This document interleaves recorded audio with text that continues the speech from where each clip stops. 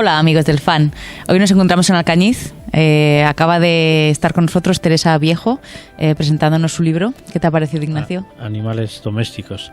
Pues ha sido una presentación magnífica y bueno, como habrás podido ver, ha suscitado el interés de muchos de los asistentes y está ahora firmando la cola que tiene en el vestíbulo. La verdad que yo creo que todos se han quedado muy satisfechos, porque además yo creo que Teresa ya tiene toda esa trayectoria y experiencia que ha demostrado hoy aquí en Alcañiz, y que que teníamos muy claro que no nos iba a defraudar en Alcañiz, que es nuestra primera participación en el fan.